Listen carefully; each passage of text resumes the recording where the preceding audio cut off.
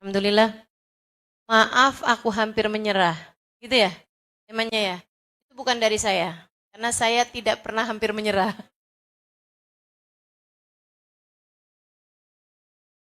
Saya lagi mikir aja. Ini berarti yang hadir-hadir karena tertarik tema. Pastilah orang-orang yang pernah hampir menyerah dalam hidupnya. Teman-teman sedikit sekalian yang saya muliakan.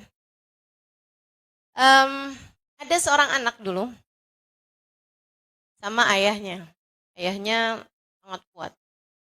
Dia bilang sama anaknya, "Nak, kamu anak kecil, umur 5 tahunan, sangat lemah badannya." Ayahnya bilang, "Nak, gimana kalau ayah memintamu naik ke atas, panjat? Saya nggak bakalan bisa ya. Coba kamu pakai semua kekuatan kamu." Akhirnya anaknya mulai jalan, mulai lari. Gak kuat, berapa langkah udah kecapean. Mulai jalan, juga kecapean. Dia bilang, "Ayah, nggak bisa ya, saya nyerah ya." Kata ayahnya, kan ayah bilang, pakai seluruh kekuatan kamu. Saya udah pakai ya semua kekuatan saya, tapi saya nggak mampu. Saya nggak bisa. Saya nggak bisa ayah, saya nggak bisa naik. Kata ayahnya, kamu belum pakai satu kekuatan kamu. Dia bilang, apa ya kekuatan yang saya belum pakai?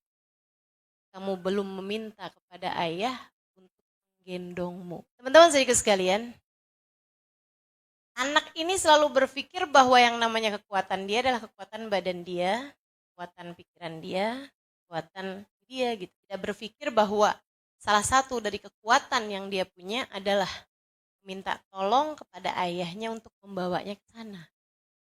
Kita dalam hidup tuh suka kayak gitu. Kamu selalu menganggap bahwa yang namanya kekuatan adalah kekuatan kamu.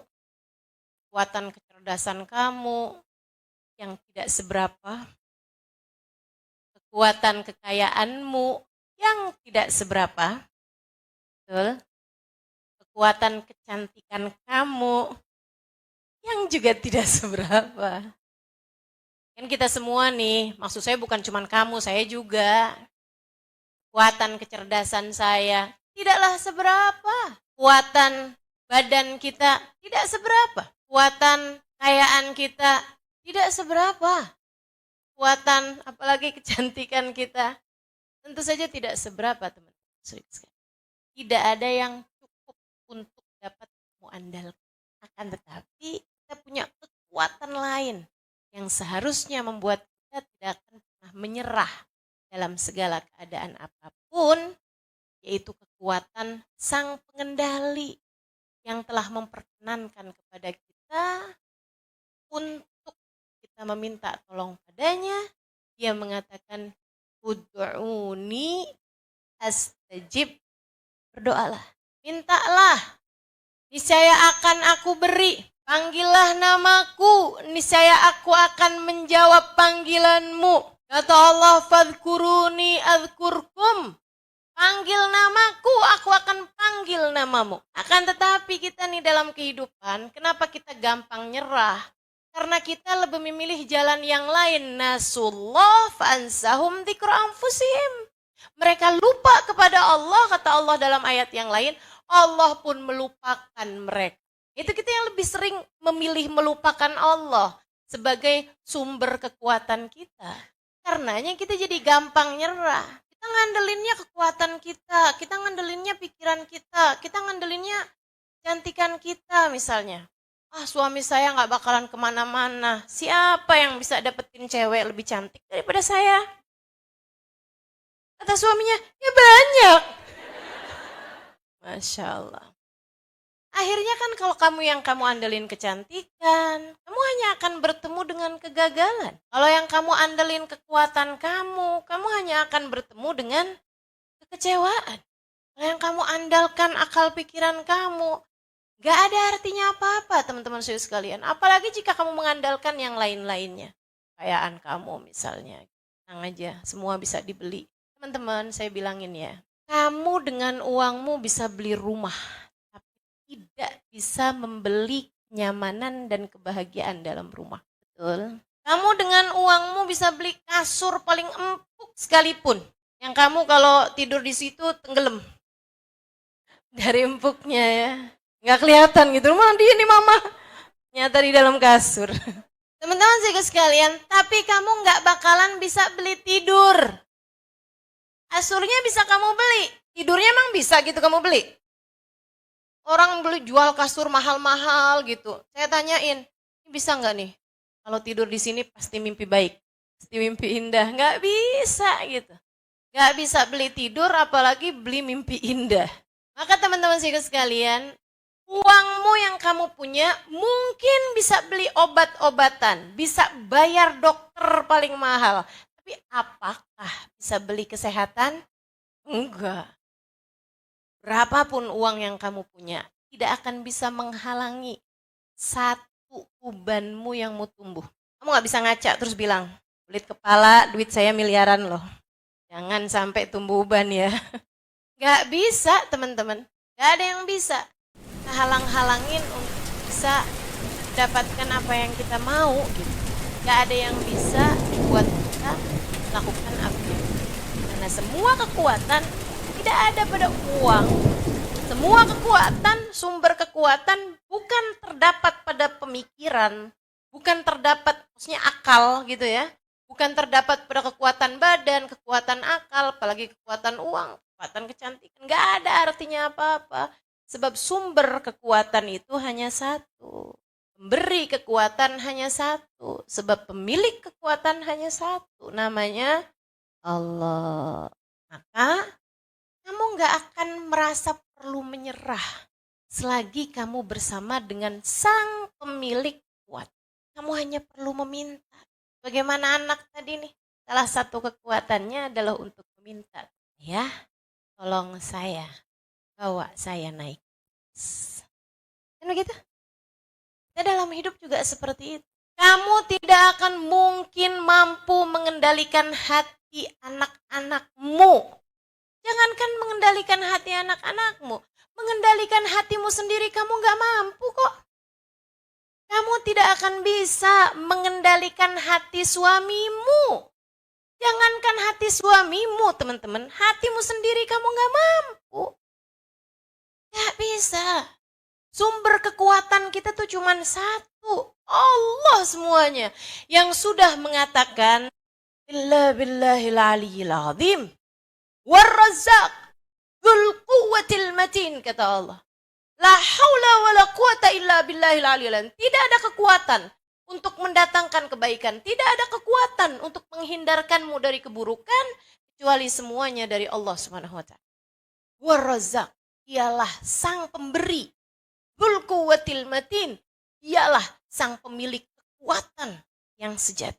Karenanya tidak ada yang pantas buat yang lemah selain untuk berkata wa ufawwidu amri ilallah innallaha basirun bil ibad, dan aku serahkan segala urusanku kepada Allah sebab dialah yang maha mengetahui segala urusan hamba-hambanya. Tidak ada yang pantas bagi kita selain kita mengatakan bismillah amantu billah tawakkaltu 'ala Allah la haula wala quwata illa billahil aliyyil azim. Dengan nama Allah, hanya dengan nama Allah kita dapat melakukan sesuatu. Amantu billah, aku beriman kepada Allah. Tawakkaltu 'ala Allah, aku serahkan segala urusanku kepada Allah. La haula wala quwata illa billahil aliyyil azim. Tidak ada kekuatan selain semuanya dari Allah Subhanahu wa taala. Teman-teman, jadi kamu gak akan pernah perlu merasa menyerah selagi kamu tahu bahwasanya sang pemberi kekuatan senantiasa bersama dengan. Kamu hanya perlu mendekat kepadanya. Kamu hanya perlu mengingatnya tanpa jeda. Kamu hanya perlu kembali kepadanya. Kamu hanya perlu merengek-rengek padanya. Dia akan memberi kepadamu. Dia akan menarik tanganmu. Dia akan mendorongmu. Dia akan menguatkanmu. Dia akan menguatkanmu. Ud'uni astajib lakum. Saya punya banyak dosa.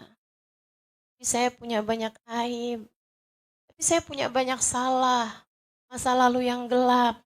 Rasanya tak pantas saya mendekat padanya. Lagi pula, bagaimana mungkin yang suci didekati oleh kita yang penuh dengan aib-aib ini? Allah bilang, wa idza sa'alaka ibadi anni fa inni qarib.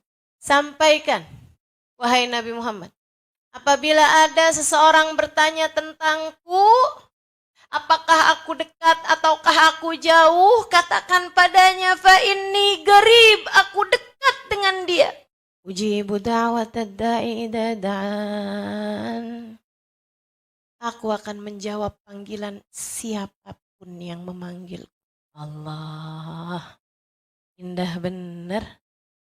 Ujibu da'watad da'i idza da'an. Aku akan menjawab panggilan siapapun yang memanggilku. Kita nih kalau misalnya mau ngundang gubernur, mau ngundang presiden misalnya, belum tentu dia mau datang. Betul nggak? Ustazah gimana ya? Saya ini mau kawinan, pengen ngundang Pak Jokowi jadi saksi pernikahan saya. Gimana menurut Ustazah? Saya liatin dulu. Nggak kayaknya. Kenapa gitu Ustazah? Kamu bukan Aurel. Teman-teman saya sekalian, mau ngundang orang di dunia gini aja, bukan mudah loh. Segitunya sang pemilik dunia, sang pemilik akhirat, penciptamu teman-teman saudaraku sekalian, pengendali semuanya, pemilik segalanya, berkata kepadamu, ujibu da'watad da'i idza da'an. Aku akan menjawab panggilan siapapun yang memanggilku. Ya Allah. Falyastajibuli. Ini deh. Maka hendaklah mereka memanggil namaku. Wa idza salaka ibadi anni fa inni qarib. Ujibu da'watad da'i idza da'ani falyastajibuli. Mana tuh ayatnya? Wal yu'minu bi la'allakum tersyudun. La'allakum tersyudun. Maka panggillah aku, mintalah ijabah padaku, berimanlah kepadaku, tetaplah percaya padaku. Jangan pernah putus asa. Allakum tersyudun, kalian pasti akan mendapatkan petunjuk. Nikmat luar biasa. Ya Allah subhanahu wa ta'ala. Teman-teman saudaraku sekalian yang saya muliakan, makanya sebenarnya hamba-hamba Allah subhanahu wa ta'ala, jika mereka memang menghadirkan Allah dalam hatinya, tidak akan pernah menyerah. Bagaimana mungkin menyerah jika sang pemiliknya akhirat bersama dengannya? Menyerah dari apa? Jika selama ini pemilik kekuatan semuanya bersama dengannya. Kamu hanya perlu meminta, kamu hanya perlu berdoa, kamu hanya perlu merengek, kamu hanya perlu merintih-rintih kepadanya. Ya pasti akan mengijabah doamu, teman-teman saudara sekalian. Maka nggak usah khawatir, tidak usah khawatir. Tidak ada hal yang seharusnya perlu membuatmu untuk sebab dia selalu bersama. Lagi pula ya, ketika dia memberi kepadamu kesulitan, itu juga bukan karena dia benci. Akan tetapi karena dia ingin kamu naik kelas. Allah tidak mengujimu karena benci. Allah mengujimu untuk menaikkan kelasmu. Sama, kalau mau naik kelas kan ada ujiannya dulu. Tapi kok ujian saya sama terus ya Ustazah? Ya berarti kamu belum lulus-lulus. Ini ujiannya sama terus gitu. Dan jangan bangga kalau kayak gitu. Ustazah, suami saya tuh Ustazah kok kayak gitu mulu ya Ustazah. Saya nih diuji terus sama suami saya yang kayak gitu Ustazah. Kok kayak gitu terus ya Ustazah?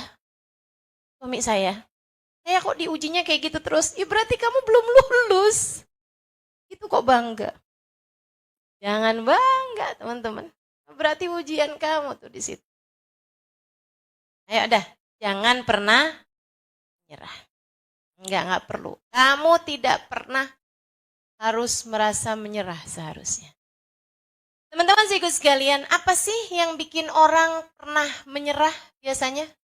Sakit, miskin. Enggak putus asa tuh biasanya orang dari apa putus asanya?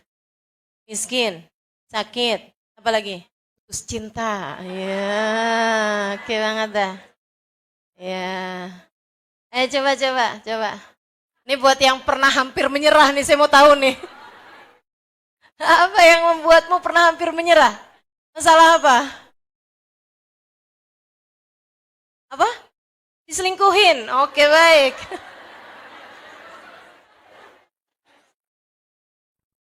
Efek layangan putus kayaknya nih.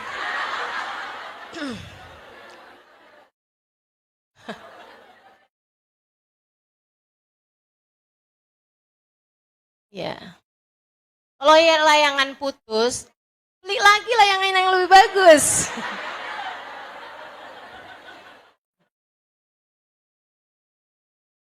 Gini ya, coba ya kita bahas satu-satu. Kalau kamu pernah menyerah karena dikasih sakit paling sakit deh gitu. Apa kayak sakitnya gitu ya? Cancer misalnya, atau apalah yang macam-macam itu ya, penyakit-penyakit tuh. Teman-teman saya sekalian, kamu harus tahu bahwa sang pemberi kesehatan tuh cuma satu, namanya Allah. Allahumma rabban nas adhibil bas syfi anta syafi wa afi antal muafi. Itu doa yang selalu dibaca Nabi kalau ada orang yang lagi sakit. Itu bacaannya itu. Allahumma rabban nas, ya Allah engkaulah pemilik manusia. Adhibil bas, angkatlah penyakit. Ishfi, berikan kesembuhan padanya ya Allah. Anta syafi, sebab engkaulah satu-satunya sang pemberi kesembuhan. Wa'afi, berikanlah keselamatan bagi badannya, angkat semua penyakitnya. Antal mu'afi, engkaulah sang pemberi selamat. Teman-teman saudara sekalian, maka tidak ada pemberi kesehatan selain Allah. Tidak ada. Deketin aja, deketin Allahnya. Lebih dekat lagi, dan Allah tuh teman-teman saudara sekalian nggak pernah jahat sama hambanya. Wa makanallahu bidzallamin lil abid. Allah tidak pernah berbuat zalim kepada hambanya. Kalau kamu dikasih sakit, itu artinya sedang ada kehendak baik dari Allah Subhanahu wa taala terhadapmu. Apa kehendak baiknya Ustaz? Macam-macam. Bisa menjadi penggugur atas dosa-dosamu. Sampai-sampai Nabi Muhammad alaihi wasallam mengatakan, ahabbul amrad ilayya al-humma. Kata Nabi Muhammad, penyakit favorit saya. Nah tuh. Kalau itu adalah kehendak buruk, Nabi pasti nggak punya penyakit favorit. Betul nggak? Tapi Nabi itu punya penyakit favorit, teman-teman. Kata Nabi Muhammad, ahabbul amrad ilayya. Penyakit yang paling saya sukai. Sakit yang paling saya sukai adalah al-humma, sakit panas, demam. Nabi paling suka sakit demam. Kenapa gitu? Karena datang dari ujung rambut ke ujung kaki, semuanya berasa demam, panas semuanya, sehingga menjadikan penghapus dosa dari semua anggota tubuh. Makanya kalau kamu perhatikan, kebanyakan dari kita itu dikasih sakit sama Allah Subhanahu wa taala di anggota badan yang sering berbuat dosa. Coba, Ustazah mata nggak terang, dipakai apa aja tuh matanya? Ustazah sariawan, mulut nggak enak semua, tenggorokan kering. Ya emang kamu kan ngomongnya macem-macem. Suka ngomel kan. Itu Allah lagi mau ngapusin dosa-dosanya. Kamu marah, kamu ngomel, kamu ngomong kasar, di jalanan kamu caci maki orang. Iya kan? Mentang-mentang gak kenal. Kalau mobil disalip atau apa kan gampang banget tuh. Aduh ya Allah, orang kalau di jalanan ya, itu jangan sampai ada nih di antara teman-teman yang kayak gitu.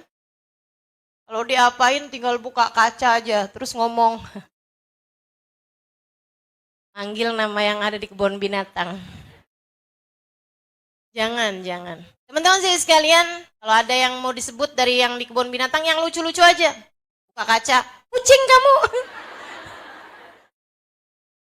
panda kamu. Ya kan? Teman-teman saudaraku sekalian, jadi yang namanya sakit tuh ngapusin dosa. Saya kasih tahu. Lau araftum ma da'atullah lal ajdam, kata Nabi Muhammad sallallahu alaihi wasallam. Tentang urusan penyakit bikin kamu insya Allah nggak akan pernah nyerah. Nabi Muhammad bilang, lau araftum ma da'atullah alal ajdam, latamannaitum an law kanu judama. Andai saja kamu tahu pemberian yang akan Allah berikan di akhirat kepada orang yang kena kusta waktu di dunianya, kalian akan berharap, ya Allah, coba aja saya waktu hidup di dunia penyakitan kusta. Kusta, lepra, penyakit yang sampai, ya tahulah teman-teman seperti apa. Walakinnal mu'min la yas'al ilal afiyah. Kata Nabi Muhammad, tapi orang mukmin nggak boleh minta sakit. Cuman maksudnya Nabi, kalau kamu dikasih sakit, yang sabar. Nanti di hari akhirat, kamu akan bikin orang-orang di sekelilingmu malah justru iri kepadamu dan berharap andai saya waktu di dunia berpenyakitan. Gitu. Jadi kalau kamu waktu hidup di dunia dikasih sakit, alhamdulillah. Ngapusin dosa, teman-teman saudaraku sekalian. Ngapusin dosa. Gitu. Kamu nangis karena sakit, nggak apa-apa. Tapi jangan pernah, bahasa Indonesianya apa ya? Jaza. Apa bahasa Indonesianya? Kayak nyala-nyalahin takdirnya Allah gitu. Dosa apa nih saya? Kenapa kok saya dikasih sakit kayak gini? Tuh malaikat kalau bisa jawab, iya banyak. Malaikat atid tuh kalau denger, ya Allah, udah itu. Kali main lirik-lirikan sama malaikat rokib, iya. Dia nggak sadar, Kip, udah bikin kamu nganggur.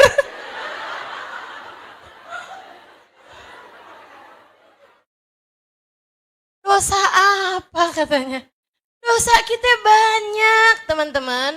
Makanya kalau Allah dikasih sakit, nggak ada yang paling pantas kita ucapkan selain yang diucapkan Nabi Muhammad SAW. Alhamdulillah ala kulli hal. Terima kasih ya Allah atas keadaan apapun yang kau berikan padaku. Sebab Allah tuh lagi sangat baik. Allah nggak mau kamu pulang ke negeri akhirat dengan membawa dosa. Kamu dalam hidupmu ini ada beberapa sakit yang kamu alami gitu. Kayak gitu. Dan kamu kalau ngelihat orang sakit juga kamu mesti mikirnya kayak begitu. Orang-orang baik ya berarti Allah lagi pengen ngapusin dosanya tuh. Sebab orang tuh suka kayak gini. Kalau yang dikasih sakit dirinya, nih penghapusan dosa, nih Allah maha baik mas saya. Giliran orang lain yang dikasih sakit, dosanya banyak tuh. Walat tuh mas saya kayaknya tuh. Masya Allah, Masya Allah. Gak gitu. Nah ya, jadi semua sakit-sakit kita adalah tanda cinta Allah SWT. Innallaha idza ahabba abdan ibtalah. Nabi Muhammad gitu. Allah tuh kalau cinta sama seorang hamba, diujinya hamba tersebut. Dikasih sakit, saya ingat Ubabah Khadijah. Itu Syekh Abu Bakar bin Salim. Waktu saya mungkin beliau, lagi saya ziarah ke almarhumah ya. Sudah meninggal dunia. Saya ceritakan di buku Bidadari Bumi 1. Bagaimana beliau ketika meninggal dunia menganggap kematiannya sebagai sebuah pesta. Ya kan? Jadi undang sama Allah, udah siap-siap, rapi, cakep gitu kan. Mandi, wangi-wangi gitu. Senyum terus. Saya mau pergi nih ke kondangan katanya. Masya Allah. Tahu-taunya maksudnya beliau dengan kondangan adalah meninggal dunia. Pergi pesta kata beliau.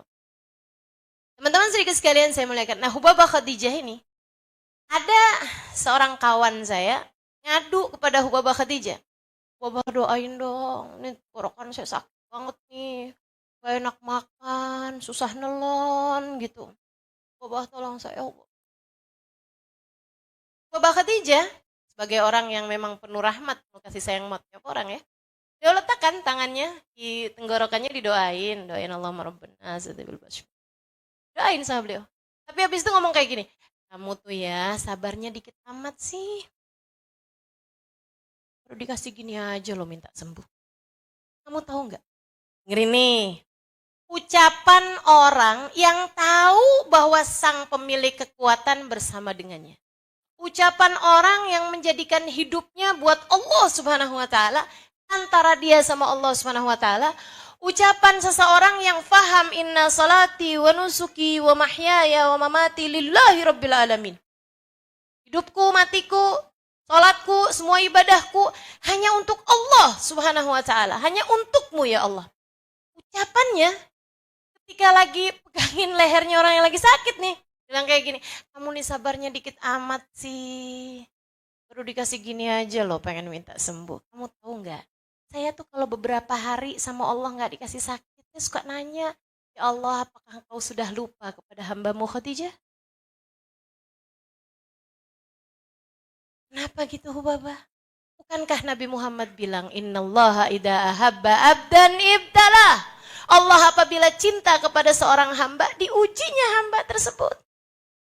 Diujinya hamba tersebut. Saya kalau lama gak dikasih sakit, saya nanya sama Allah, ya Allah apakah engkau sudah lupa kepada hambamu Khadijah? Kok semuanya baik-baik semua ya, kepala gak pusing, perut gak mules, kaki gak pegel-pegel. Allah apa udah lupa ya sama saya, gitu katanya, subhanallah. Ya udah. Nanti kalau sakit-sakit lagi saya ajarin kayak gini nih. Kalau kamu lagi sakit mata kamu bilang, ya Allah makasih. Jadikan ini sebagai pengguguran atas dosanya mata saya ya Allah. Ampuni segala dosanya mata ya Allah. Dan ampuni juga dosa dari anggota badan saya yang lain ya Allah. Makasih ya Allah. Gitu. Insya jangan pernah menyerah. Gak perlu nyerah. Semuanya dari Allah kok. Kemarin waktu saya di Pontianak, ada seorang kawan.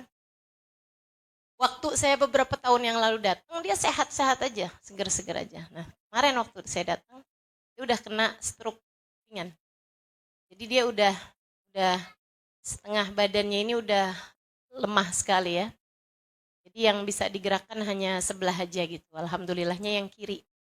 Yang kanannya masih baik-baik aja. Tetap semangat. Jalan udah pakai tongkat, tangan yang sebelah udah nggak bisa digerakin.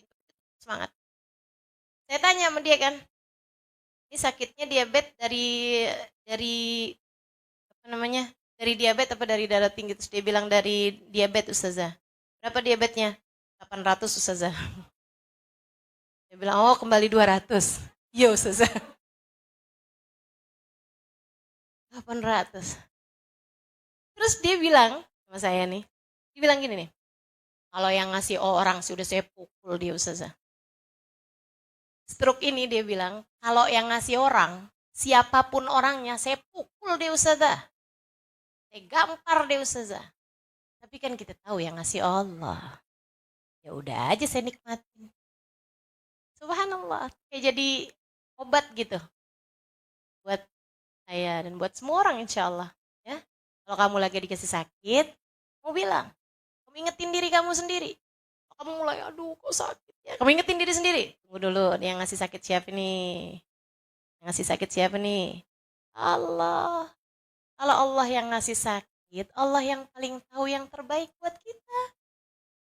Kita nih kadang-kadang jadi orang, kalau nggak dikasih sakit, suka sok-sokan. Suka ngerasa kita kuat, suka ngerasa kayaknya umur masih panjang. Betul nggak? Kalau dikasih sakit kan jadi inget mati, kan bagus. Kalau dikasih sakit kan jadi nyebut Allah, kan bagus. Betul apa enggak? Kalau dikasih sakit nih, ya Allah bawaan nyari tasbih mulu. Kalau nggak sakit yang dicari remote TV. Giliran sakit baru dah nyari tasbih, nyari Quran, gitu kan ya? Masya Allah, ini modelan kayak kita nih. Jadi Allah kadang-kadang suka ngasih sakit sama kita. Biar dia ingat kepadaku, kata Allah. Biar dia ingat kepadaku. Kalau hamba dimurka sama Allah sekalian lo nggak pernah dikasih sakit-sakit. Jadi jangan suka ngerasa, dia enak banget ya jadi dia nggak pernah sakit. Jangan. Teman-teman, tahu nggak ada satu orang sepanjang hidupnya nggak pernah sakit? Tahu siapa? Fir'aun. Mau? Enggak. Makanya Fir'aun tuh belagu. Fir'aun itu nggak pernah sakit. Jangankan sakit yang berat, flu nggak pernah Fir'aun. Fir'aun nggak pernah pusing, nggak pernah mules, nggak pernah rematik, asam urat, kolesterol, nggak pernah tuh. Fir'aun tuh sehat terus. Anuan nih nggak pernah dia.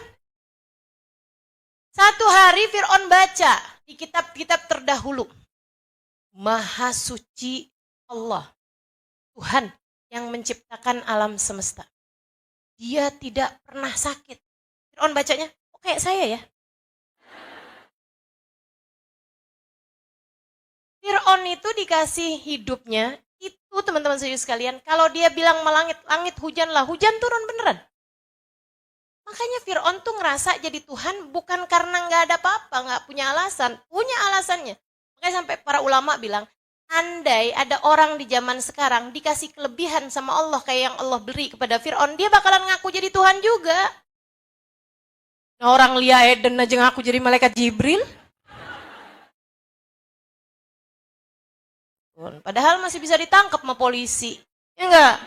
Kalau dia malaikat Jibril masa mungkin bisa ditangkap sama polisi? Malaikat Jibril kan pimpinan para malaikat ya. Ya Allah, ada-ada aja. Jadi teman-teman saudaraku sekalian, kalau kamu dikasih sakit sama Allah, artinya Allah sedang sayang sama kamu, Allah sedang menghapuskan dosa-dosa kamu. Itu adalah takdir baik, jangan pernah menganggapnya sebagai sebuah takdir buruk. Insya. Apalagi, kamu suka nyerah dari apa? Cinta tadi itu ya. Teman-teman sedikit sekalian, ini saya sering sampaikan sama siapapun yang ngeluh kepada saya urusan hal-hal yang seperti ini nih. Saya bilang, dengerin. Yang pernah putus cinta dengerin. Yang pernah merasa cinta saya dikhianati. Hati saya diduakan. Atau bahasanya suami saya ternyata sudah buka cabang. Teman-teman saudariku sekalian yang saya muliakan, ketika hati seseorang berpaling darimu, seringkali itu merupakan tali-tali yang Allah Subhanahu wa Ta'ala berikan kepadamu untuk menarikmu kepada Allah. Ketika hatimu sedang merasa dikhianati, cinta seseorang yang asalnya mencintaimu berpaling darimu, seringkali itu merupakan cara Allah untuk mengenalkan kepadamu cintanya yang sejati. Imam Syafi'i bahkan mengatakan, kalau kamu merasa dalam hidupmu tidak ada yang mengurusmu, berbahagialah. Sebab seringkali itu merupakan pertanda Allah langsung yang akan mengurusmu. Oh, udah diselesainya sama Allah, ya Allah, enak semua dah. Nggak usah pernah nyerah. Nggak usah.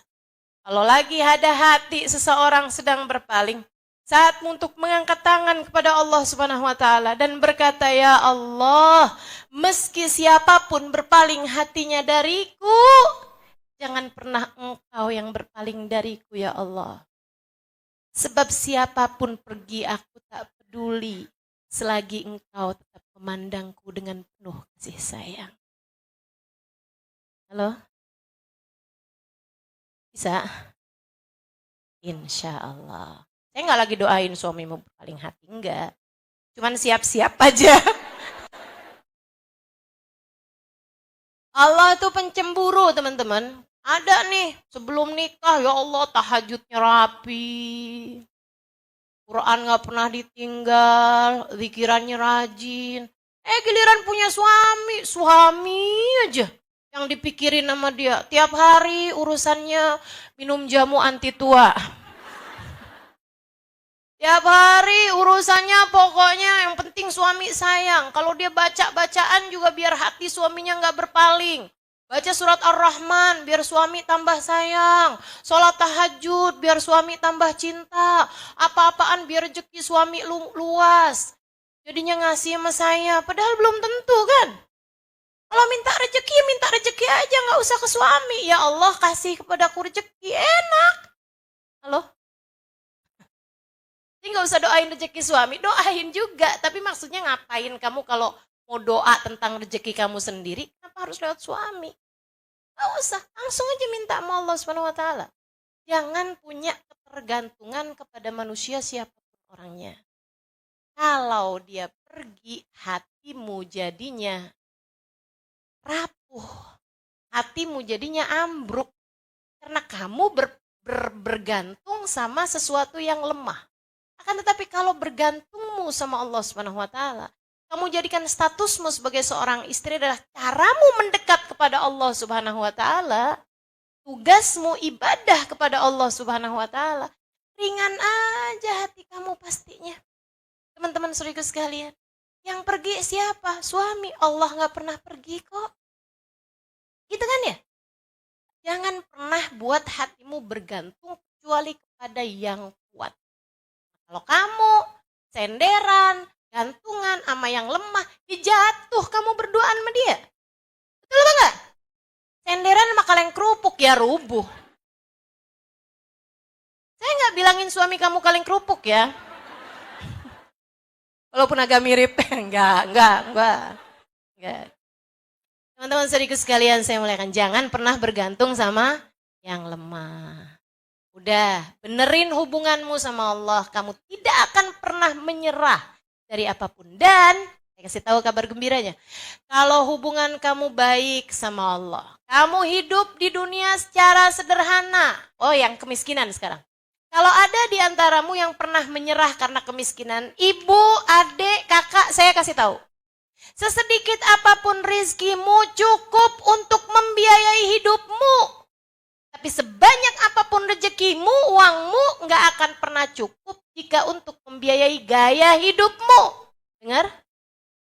Sesedikit apapun rezekimu cukup kalau hanya untuk membiayai hidupmu, buat makan, buat pakai baju, itu cukup.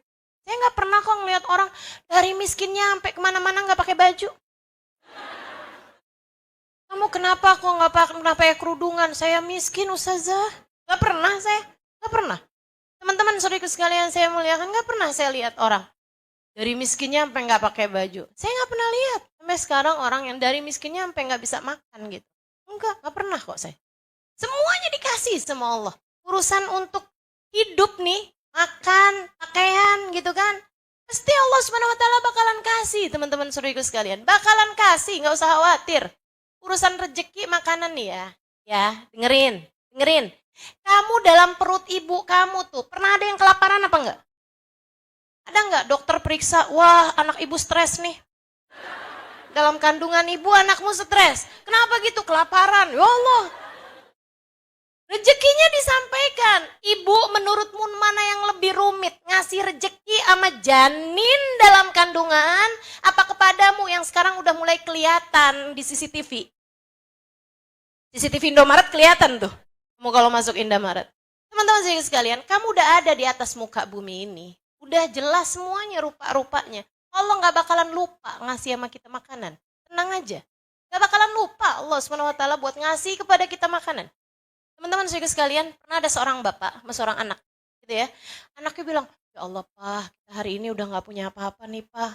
Kita bakalan tidur dalam keadaan lapar nih Pak nih hari. Bapaknya bilang kayak begini, jangan GR nak. Kok GR Pak? Jangan bangga dulu, jangan sombong kamu. Kok gitu Pak? Ya itu kan hidupnya caranya para nabi, para wali nak. Kita mah gak nyampe nak segitu. Gak lama kemudian datang orang ketuk pintu. Ngasih makanan, dia bilang kita lagi ada kenduri, lagi ada hajatan. Kirimin makanan tuh, karena kita mah gak bakalan dibiarin lapar sama Allah. Yang lapar itu Nabi Muhammad. Sampai mengganjal perutnya dengan batu. Kita gak bakalan pernah sampai di derajat seperti itu. Yang lapar itu para perempuan-perempuan solehah. Sayyidah Aisyah tahu rasanya lapar. Berbulan-bulan tidak ada yang masuk dalam perut kami lal aswadain kecuali air makurma. Sayyidah Aisyah pernah. Sayyidah Fatimah pernah. Wahai Abu Ayyub, kirimkan daging ini kepada putriku Fatimah, akan menjadi makanan pertama yang masuk dalam perutnya sudah 3 hari 3 malam. Tapi kalau yang kayak kita-kita, nggak bakalan sama Allah dijadiin lapar. Jadi tenang aja. Kamu mengeluh terhadap kemiskinan. Enggak, kamu nggak miskin. Kamu bukan miskin, kamu hanya kurang syukur. Kamu hanya memperbanyak tuntutan dalam hidupmu. Ngerasa perlu buat kredit panci. Ngerasa perlu buat ikutan jalan-jalan. Gitu kan? Ngerasa perlu. Padahal kamu nggak pergi jalan-jalan, nggak apa-apa. Kan begitu ya? Padahal kamu nggak pergi ke mall, nggak apa-apa. Pernah nggak ada orang masuk rumah sakit? Kenapa tuh? Nggak belanja 2 bulan? Pernah lihat? Ya pernah. Jadi teman-teman saudaraku sekalian, udah. Gak ada ceritanya. Kita bakalan dikasih kemiskinan yang sampai miskin banget, gak ada ceritanya. Tinggal syukuri aja. Dan kalau kamu sama Allah dibikin rezekinya terbatas di dunia ini, nanti kamu akan syukuri di akhirat nanti. Kamu akan mensyukurinya di akhirat nanti. Karena itu merupakan doanya Nabi Muhammad SAW untuk keluarganya. Allahumma ja'al rizqa alin nabi kafafa. Ya Allah, jadikanlah rizki keluarga Nabi Muhammad hanya yang secukupnya aja. Kalau kamu merasa rizki kamu kok secukupnya aja, ya Allah alhamdulillah nih kayaknya udah mulai mirip sama doanya Nabi Muhammad. Gitu. Jangan lihat ya Allah kapan dia punya mobil ya Allah cuma bisa lihat doang. Katanya disolawatin, pegang solawatin. Nah, nggak usah.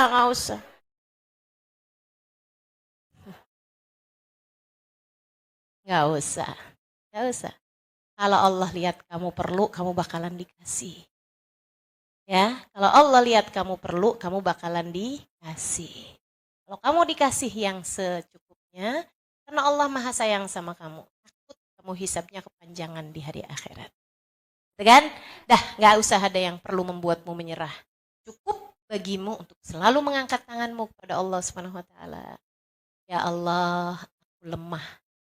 Namun aku tak pernah takut sebab bersamaku ada Engkau Zat yang Maha Kuat. Ya Allah, aku miskin. Namun aku tak pernah takut sebab bersamaku ada Engkau Zat yang Maha Kaya. Ya Allah, aku bodoh. Namun aku tak pernah takut sebab bersamaku ada Engkau Zat yang Maha Tahu segalanya. Ya Allah, kuatkanlah aku dengan kekuatan-Mu. Karuniakan, pahamkan kepada aku ilmu-Mu. Ajari kepada aku ya Allah cara mendekat kepadamu. Bimbing aku dan pandanglah aku senantiasa dengan pandangan kasih sayang. Rabbana zalamna anfusana wa illam taghfir lana wa tarhamna lanakunanna minal khasirin. Rabbana atina fid dunya hasanah wal akhirati hasanah wa qina adzabannar. Da'wahum fiha subhanakallahumma wa tahiyyatuhum fiha salam. Akhiru da'wana Alhamdulillahi Rabbil Alamin. Ila hadratin Nabi. Semoga semua yang hadir tempat ini dikaruniai kekuatan untuk bersandar hanya kepada Allah. Ala hadhihi niyah wa ila hadratin Nabi. Al-Fatihah. Bismillahirrahmanirrahim. Alhamdulillahi Rabbil Alamin. Ar-Rahmanirrahim. Maliki yaumiddin. Iyyaka na'budu wa iyyaka nasta'in. Ihdinas siratal mustaqim. Siratal ladzina an'amta 'alaihim ghairil maghdubi 'alaihim waladdallin. Amin.